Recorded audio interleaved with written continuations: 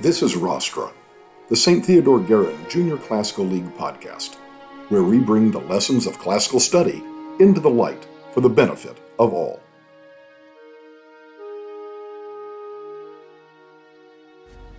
Welcome back to another episode of Rostra. We're fortunate enough to have two guests on the episode again. I think we've only had one other episode like that.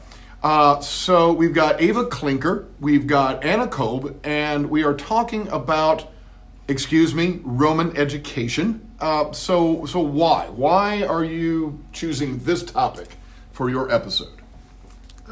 We chose this because we thought the ancient world schooling system was very interesting, and we can really relate to how it varied from ours.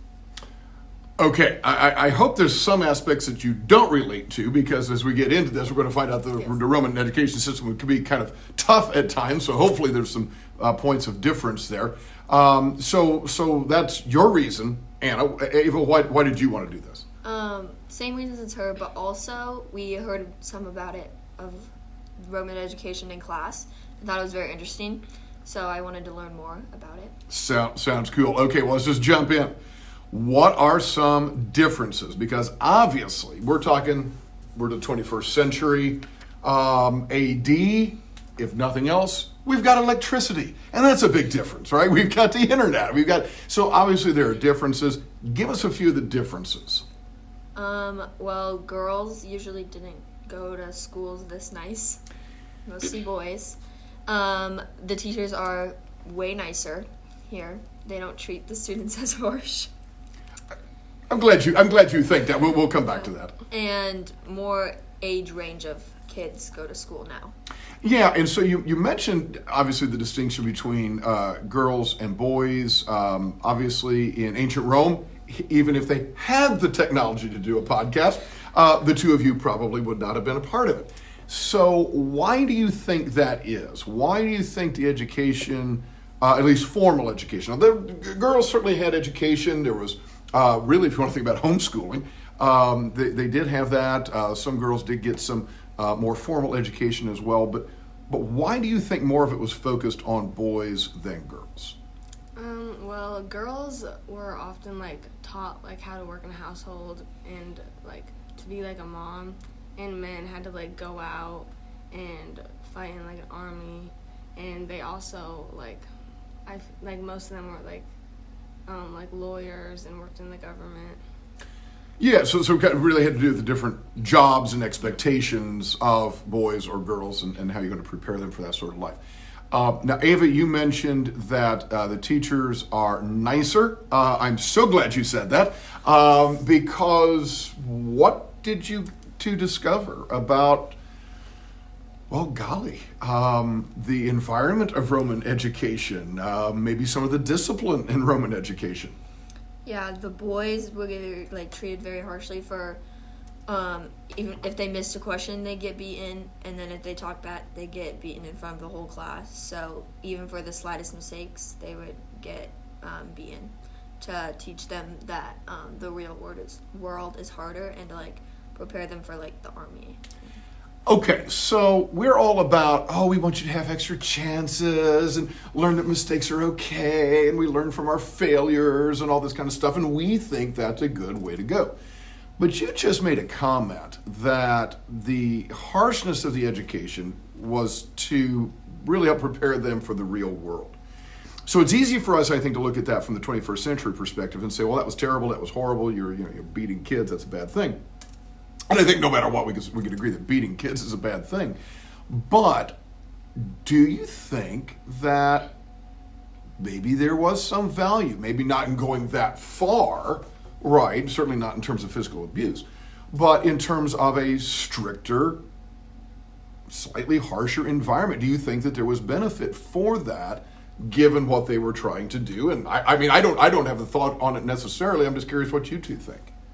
Well, the army can be very strict and straightforward, so I think maybe that prepares them a little bit. Okay.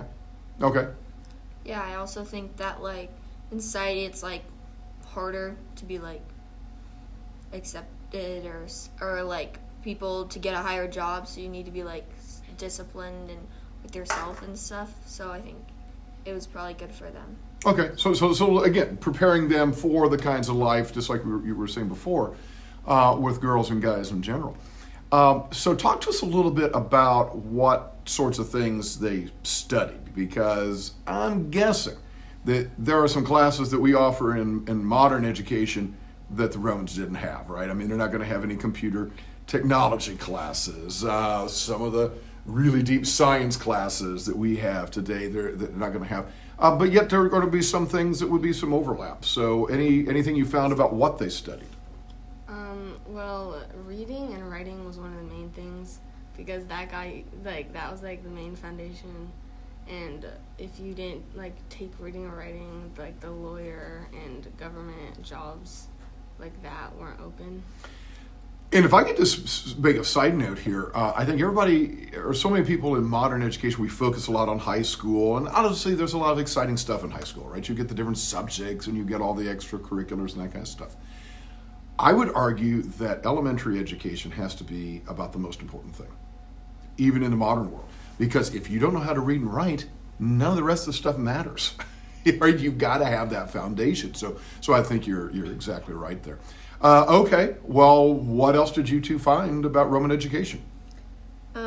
Also about what they learned, it said that boys learned multiplication and addition for like maybe being a lawyer and stuff, so they could count. But that was like higher up in boys learning. And sometimes if girls were from rich families, they would get a private tutor to teach them about how to be a good mother and all the household chores they could do. Yeah, and a couple things that are worth talking about. You mentioned about the math for boys. You mentioned about adding and multiplication and so forth. We really don't think of the Romans for the higher level math stuff. It was the basic operational math for practical stuff. Right, again, if you're in the army, you're going to be building stuff. It was the Roman soldiers that were responsible for building bridges and building roads and building aqueducts. You don't need a lot of higher level math for that, right? You're measuring from here to there, and it was basic sort of math. So a lot of times we think of Egyptians, we think sometimes of Greeks, for some of the higher level math and stuff that maybe we think is pretty common. Romans just kind of were the basic stuff there. And okay, so there was that. Keep going. Tell us a little bit more.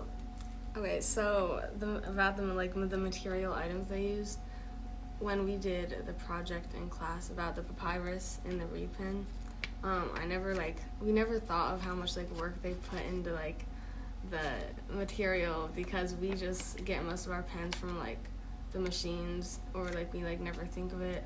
But when we tried that project, we saw all the steps that they had to do for each thing.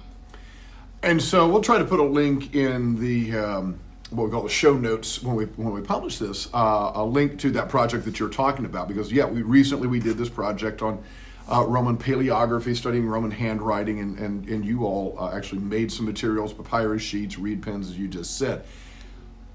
Yeah. So you just reach into a backpack, pull out a nice shiny Pilot G2 gel pen, click, and there you go, right? And you think about the materials. If your pen got dull, you might have to resharpen it with an actual knife. If it was a reed pen, you had to constantly dip into ink. If you were using ink on papyrus, or if you were working with a wax tablet, that was a little bit more challenging. So I don't know. What do you think would be the influence of the writing materials themselves on the education? I mean, we seem like we want to go out of our way to make sure that modern students have everything and it's easy to use, right? We want to make sure you've got your notebooks and your pens and your pencils at the back to school, and all the stores have their big back to school sales in the fall to get your supplies ready. We want to make sure you've got laptops that are connected to the internet and all this sort of thing. And so that makes it really, really easy. This seemed really, really hard in terms of the materials. What do you think about that? Do you think there's any advantage to actually having to work harder with the materials themselves, or do you think that is really an obstacle to learning? I think it could have been like important. It could have been like what the work you put into the materials that you're using is how good of the outcome. So I feel like that could have been maybe good for them, but I feel like they could have been, it probably to them would have been a little bit nicer, so they could have like a few things. Absolutely. I'm sure if you brought an ancient Roman student into the 21st century classroom, those students would be like, wow, this is really, really cool. You guys have got it really, really easy. But it's so interesting to hear you say that, Ava, and I hear so many students say that. It's easy for adults to sit there and say, you kids need to have it a little bit tougher, so you can really learn and blah, blah, blah. Well, that's us saying that. But it's so interesting the number of students who say that, who say, you know what? If there is a little bit more investment, a little bit more personal, like you just said, into what you're producing, a little bit more ownership maybe, that really is beneficial. So, yeah. So, question. You obviously, you enjoy your school. There's the whole, school spirit thing. Everybody always loves their own school. If you had the opportunity to be an exchange student, not in another country but in another country and another time period. Let's say you could go back to the 1st century BC and be an exchange student in ancient Rome. And assuming that they took girls into the school, do you think you would have liked it? I think it would have been a lot harder, so I think I would not have wanted to go. They're also I feel like they're a lot stricter and there's less options. So yeah. So if you had an true exchange and you had a couple of Roman students who came here, they would get the better end of the deal. You would have it a little bit tougher. So anything else that you found in your research that you want to make sure that our listeners get a chance to hear? I have everyone that was rich or poor learn to read and write because it was that important to Romans. So reading and writing obviously is huge. Just stop and think about it for a moment. One of the things, and we'll talk about this in second year Latin, but the Romans published their laws on big tablets in the Roman Forum. That's only good if people can read, right? And so exactly what you said is very important to have people who could read. Now, we're not saying that maybe the working classes, the slaves, could necessarily read and appreciate really higher level literature and so forth, but enough to be functional. Sure, absolutely. Also, one thing was that the school days were longer, and they went from sunrise to sunset. Yeah, that's it. Boy, I tell you what, as soon as the bell rings at a traditional American high school, boom, everybody is out of there, right? But yeah, a little bit longer days, and to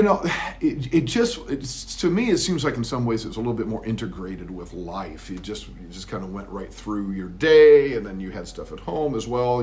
But kind of for here, we have it a little bit separated there. So, well, thank you both so much. It's good to hear a little bit about Roman education. Doesn't sound as if you're going to be transferring schools anytime soon. So, thank you very much. Thank you. Thank you for listening to Rostra. You may check out all our episodes on Spotify and follow us on social media at GuerinJCL. That's at GuerinJCL.